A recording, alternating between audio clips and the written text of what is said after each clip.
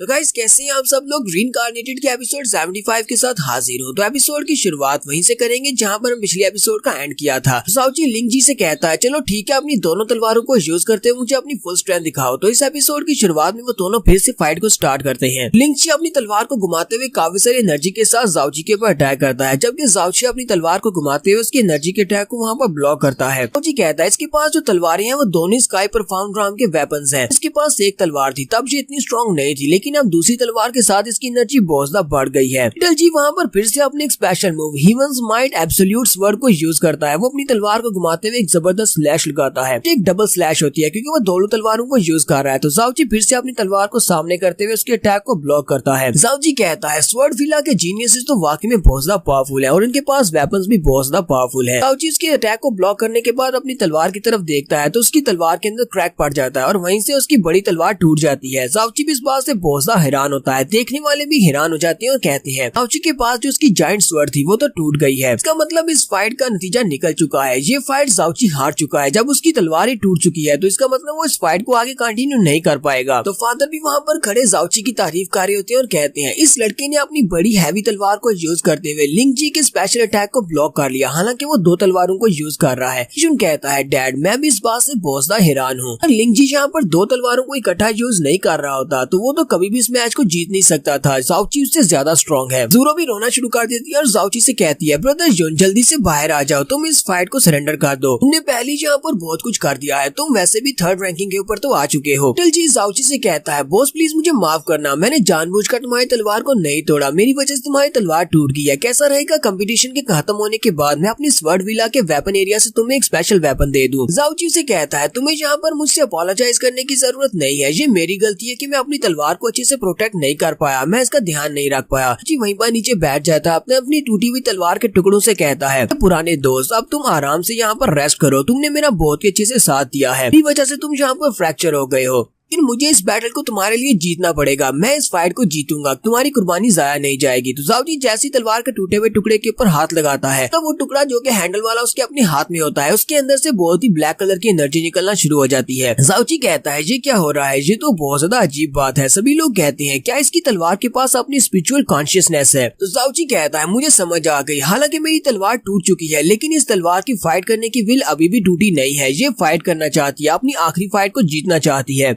ये एक protecting word है तुझे यहाँ पर प्रोटेक्ट करेगी। जाओची अपनी टूटी हुई तलवार से कहता है मैं इस फाइट को तुम्हारे साथ ही कंप्लीट करूंगा, उसी तलवार को यूज नहीं करूंगा। तो जाओची उसी तलवार को लेकर जी के ऊपर अटैक करने के लिए आगे बढ़ता है, जबकि हमारा लिंग जी अपनी special move flowing light slash को यूज करते हुए उसके ऊपर अटैक करता है और उसको ब्लॉक करने की कोशिश करता है। लेकिन जाओची का अटैक भी काफी ज्यादा पावरफुल होता है क्योंकि उसकी तलवार के अंदर से उसकी अपनी एनर्जी निकल रही है। यहाँ पर ग्राउंड के सेंटर में एक बहुत बड़ा धमाका होता है। देखने वाले बहुत ज्यादा हैरान परेशान होते हैं और कहते हैं हमें ऐसा क्यों लग रहा है जैसे कि जाओची की तलवार के टूटने के बाद उसकी स्ट्रेंथ पहले से बहुत ज्यादा बढ़ गई है। तो सभी लोग इस बात से भी हैरान होते हैं कि जाओची का लेवल तो ट्रू परफॉर्म के पीक पर है, यानी वो 10वें लेवल के ऊपर है, लेकिन फिर भी एक मॉन्स्टर की तरह उसके पास बहुत ज्यादा स्ट्रेंथ है। तो लिटिल जी पीछे हटने के बाद दोबारा से अपने हीवंस माइट एब्सोल्यूट स्वर्ड के मूव मून ब्रेक को यूज करता है। वो मून ब्रेक को यूज करते हुए जाओची पर अटैक करता है। जाओची कहता है पहले भी तुमने इसी मूव को यूज करते हुए मेरी तलवार को तोड़ा है, मैं दोबारा इसी मूव के साथ अपने आप को जख्मी कैसे होने दे सकता हूँ। अपने की तरफ से जब मून ब्रेक की स्लैश आ रही होती है जाओची अपनी तलवार को घुमाता है, यहाँ पर अपनी वुल्फ स्लैश को यूज करता है। जाओची उसे कहता है जैसा तुमने किया है बिल्कुल वैसा मैं भी कर सकता हूँ। वो अपनी तलवार को घुमाते हुए उसकी एनर्जी स्लैश को वहीं पर सेंटर से काट देता है। लिंग जी के फादर जी देखकर बहुत ज्यादा हैरान होते हैं और कहते हैं ऐसा कैसे हो सकता है, हमारी फैमिली का एक स्पेशल मूव है मून ब्रेक, इसने मून ब्रेक को इतनी आसानी के साथ कैसे डिस्ट्रॉय कर दिया। साथ ही वो सोच रही होती है मेरा बच्चा तो इससे फाइट को नहीं जीत पाएगा, लिंग जी इस फाइट को पहले ही हार चुका है। लेकिन लगता है कि लिंग जी अभी भी हार नहीं मानेगा, वो अपने नेक्स्ट मूव को यूज करने वाला है जिसमें वो अपनी सारी की सारी पावर को लगा देगा। लिंग जी वहाँ पर अपने आखिरी मूव की तैयारी कर रहा होता है। वो जाओची से कहता है बॉस मैं चाहता हूँ कि तुम इस आखिरी मूव को अपनी फुल स्ट्रेंथ के साथ ब्लॉक करो, क्योंकि अगर तुम इसको ब्लॉक नहीं कर पाए तो तुम इस मूव के साथ मारे भी जा सकते हो। तो तुमने मेरे इस वाले स्टैक को ब्लॉक कर लिया तो मैं अपनी सारी जिंदगी तुम्हें बॉस कहूंगा, मैं अपनी सारी जिंदगी इस बारे में जरा भी नहीं पछताऊंगा कि मैंने तुम्हें बॉस कहने का फैसला क्यों किया। लिंग जी जल्दी से हवा में चला जाता है। वो अपनी जान और जैंग सेलेस्टियल स्वर्ड्स को यूज करते हुए बहुत सारी एनर्जी को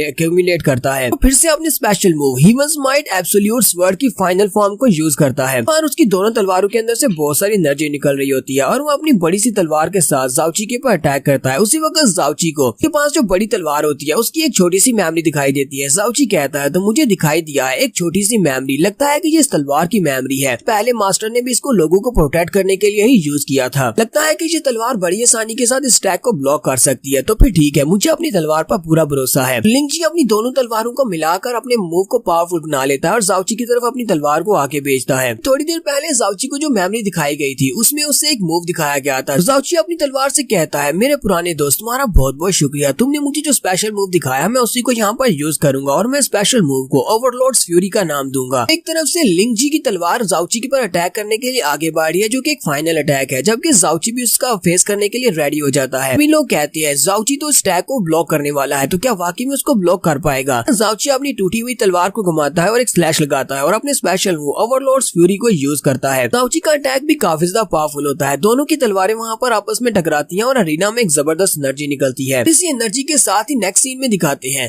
जी के पास जो उसकी जान स्वर्ड होती है वो जान स्वर्ड टूट जाती है। तभी ये देखकर बॉसदा हैरान हो जाती है और कहती है ऐसा कैसे हो सकता है? इस लड़के जाओची ने एक टूटी हुई तलवार को यूज करते हुए हमारी सेलेस्टियल जान स्वर्ड को तोड़ दिया है। ये लड़का तो वाकई में एक मॉन्स्टर है और ये कुछ भी कर सकता है। वहाँ पर धमाके के खत्म होने के बाद लिंग जी और जाओची एक दूसरे के आमने सामने खड़े होती हैं। लिंग जी अपने हाथ से अपनी दोनों तलवारें फेंक देता है, फिर साथ ही वहीं पर बैठ जाता है और कहता है ठीक है बॉस, मैं सरेंडर करता हूँ, दोबारा कभी भी तुम्हारे साथ फाइट नहीं करूंगा क्योंकि मुझे पता है कि तुम एक मॉन्स्टर हो और तुम मुझे कभी भी हरा सकते हो और मैं तुमसे कभी जीत ही नहीं सकता। आंसर कहता है हिमली स्वर्ड विला के लिंग जी ने सरेंडर कर दिया, तो इसका मतलब यह है कि हमें अपने फाइनल का पहला कंटेस्टेंट मिल चुका है। रियल फैमिली का जाओची फाइनल्स में जाएगा। तो जाओची आगे बढ़ता है और लिंग जी से कहता है तो अब मुझे बताओ क्या अब तुम सेटिस्फाइड हो? क्या तुम मुझे बॉस कहोगे या नहीं? लिंग जी बॉस दा खुश होता है और उसे कहता है हाँ हाँ बॉस, मैं तुम्हें अपनी सारी जिंदगी बॉस ही कहूंगा क्योंकि मुझे पता है मैं तुम्हें नहीं हरा सकता। बॉस तुम तो बहुत ज्यादा अमेजिंग हो। तभी देखने वाले बॉस दा खुश होते हैं और कहते हैं आज की फाइट का तो मजा आ गया। एक तरफ से हमें हिमालय स्वर्ड विला के यंग मास्टर को फाइट करते हुए देखने का मौका मिला और दूसरी तरफ से उसे हारते हुए देखने का मौका मिला। जाओची जैसे वहाँ पर अरीना से बाहर जाने लगता है,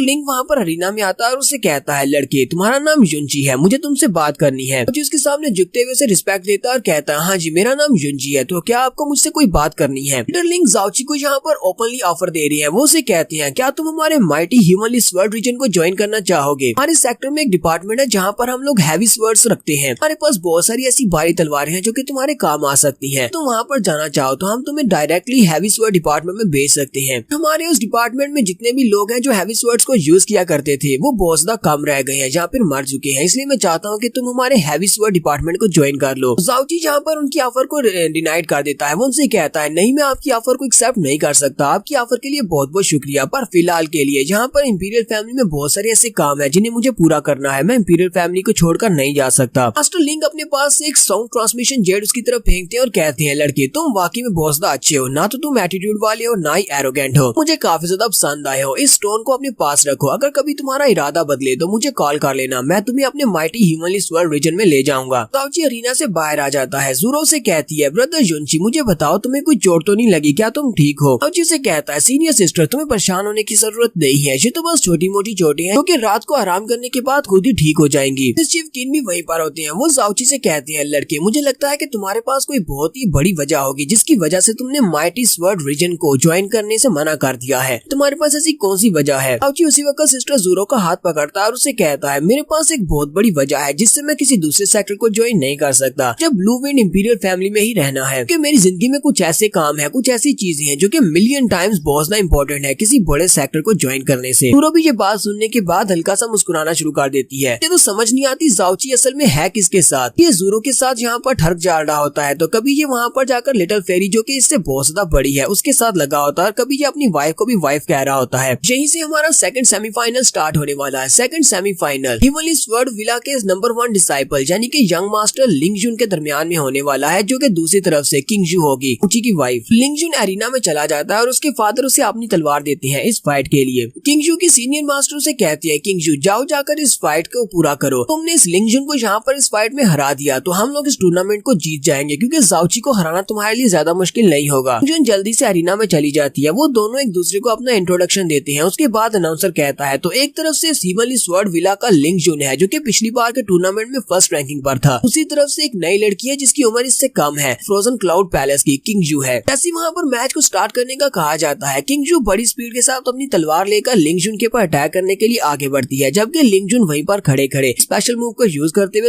उसके अटैक को ब्लॉक करता है। देखने वाले कहते हैं कि लिंग जुन इस लड़की को हराना नहीं चाहता, इसी वजह से इसने पहले इसके ऊपर अटैक नहीं किया, ये सिर्फ इसके अटैक को ब्लॉक कर रहा है। यहीं पर हम लोग अपनी एपिसोड 75 को एंड करते हैं। तो नेक्स्ट एपिसोड में यहीं से हम लोग फाइट को कंटिन्यू करेंगे, देखेंगे कि इन दोनों में से इस फाइट को कौन जीतेगा और आखिर फाइनल में कौन दोनों फाइट करेंगे। एपिसोड की एक्सप्लेनेशन अच्छी लगी हो तो कमेंट करके जरूर बताइएगा। चैनल को सब्सक्राइब कर दे, वीडियो को लाइक और शेयर कर दे। शुक्रिया।